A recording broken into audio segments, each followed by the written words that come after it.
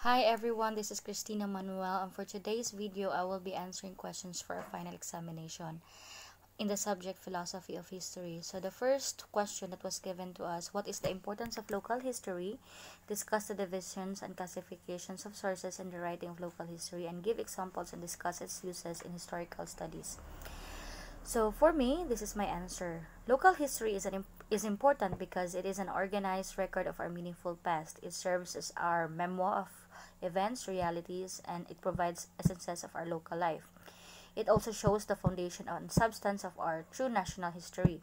We do local history because it shows the history of our towns, provinces, and even our regions, and most especially the people who live at that time.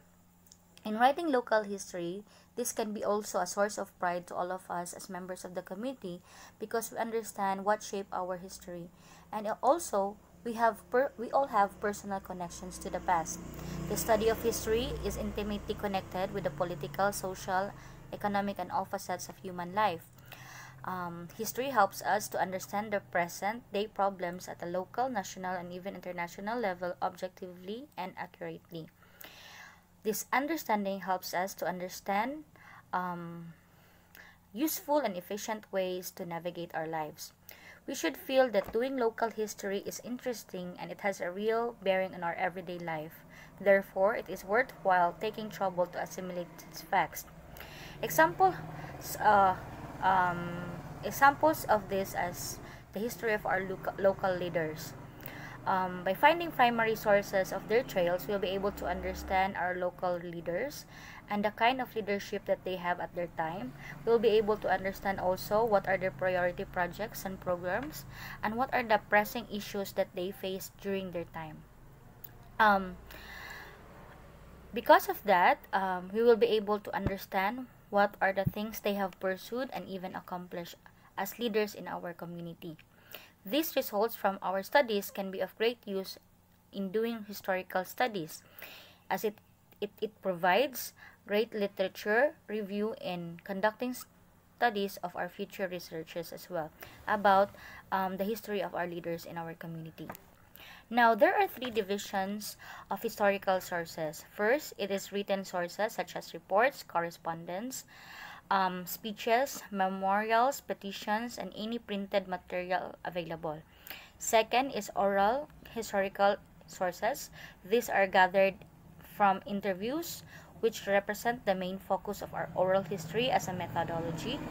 Third is cultural sources, which are preserved evidences of human culture, including archaeological artifacts as far as back in time as possible. In writing local history, let us remember that history without sources is unthinkable, but not all historical works with sources are commendable. There are two classifications of sources. First is the primary sources, and second is the secondary sources. Primary sources are sources with direct trails of the past, such as birth or death certificates, photographs, and memoirs, and many more. While secondary sources are scholarly articles, reviews, political analysis, and many more. In conclusion, writing local history writing local history provides us useful information necessary for understanding the current problems. It creates interest as well as love for reading historical figures, characters, events, and facts which are found necessary for solving the present problems effectively. Reading and writing local history trains our memory, reasoning, presentation of facts systematically and successfully. It enables us to analyze and weigh evidences and take right decisions. Now let us proceed to question number 2. What is the role of a museum in the reconstruction of the history of the human past? Explain how it gives valid and reliable historical information to the public. This is my answer. A museum is a non-profit permanent institution in the service of society and its development.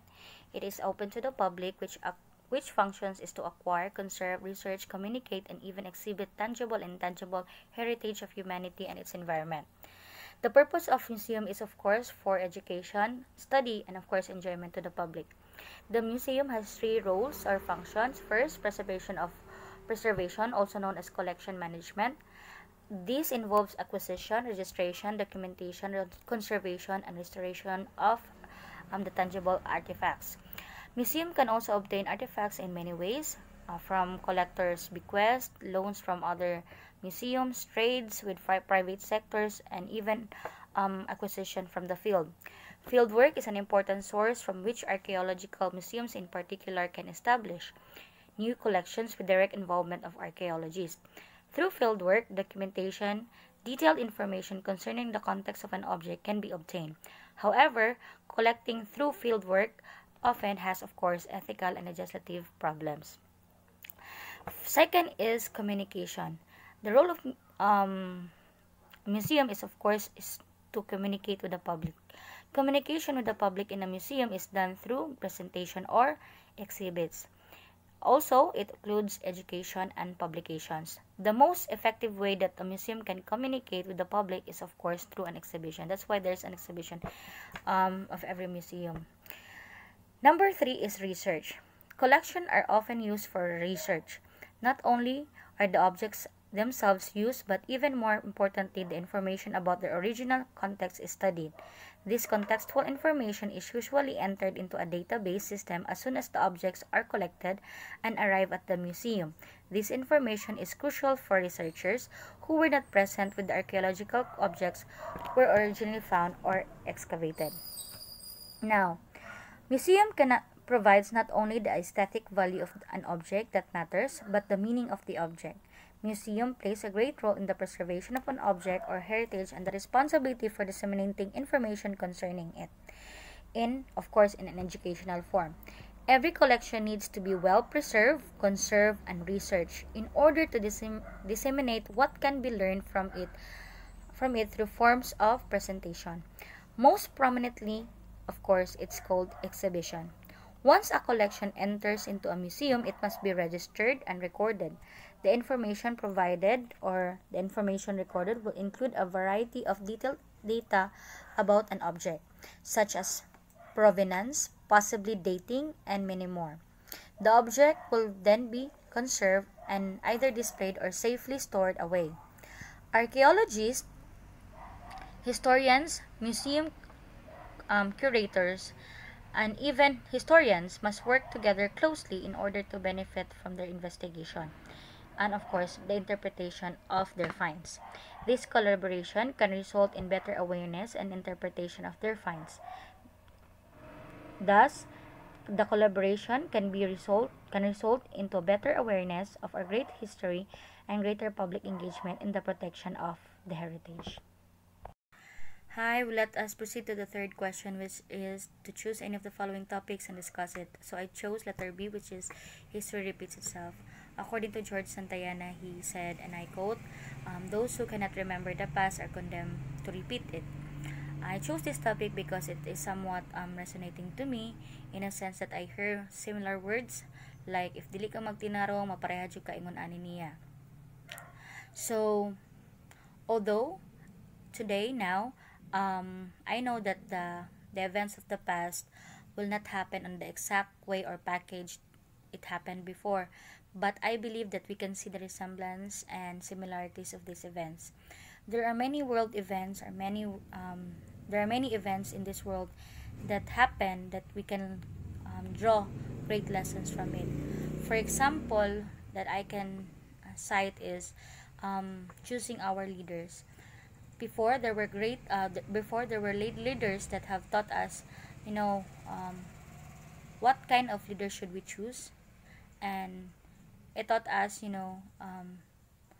great lessons of the importance of choosing our leaders. Like, for example, because of what happened to Hitler and even to Ferdinand Marcos' leadership, we understand now people, and many more, now people are showing great interest in choosing their leaders wisely.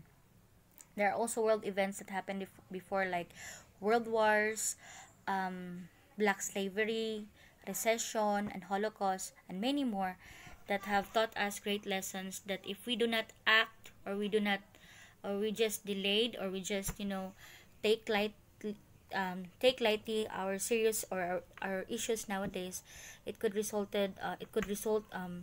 devastating effects not only in our life but also the lives all of our lives. So I would like to cite an example to this, like today we experience COVID-19 pandemic, which is a um, global health threat. Um, because of global health threat, there are lockdowns, school closings, and even, travel restrictions, social distancing, wearing of face shield and face mask, um, hand washing, and many more that were observed, and for us, not to spread this virus. But um, as I have observed, I can see that in the internet there are many researches now that have emerged in addressing COVID-19 and even another possible outbreak. I can see that there are a lot of researches now that that talks about policies during pandemic, or policies in the government during pandemic, also economic actions during this time of crisis, and even how to treat and handle contagious diseases, formulation of vaccines, there, and also personnelling, the importance of medical support, and even how to handle the public in times of emergencies. I felt like COVID-19 today taught us how to prepare for another unwelcome outbreak. The another outbreak is a real threat and is possible. If we don't act now, or if we don't take actions of what we've learned from this global health threat, we will be still in the same chaos, and will even suffer even more if we will not learn the lessons of this. We should install mechanisms, support systems, or even, preventions, in order for us, to prepare for for another, of course, another possible outbreak. Thus, if we do not do that now, it's like history repeating itself 2.0. So that would be all. Thank you.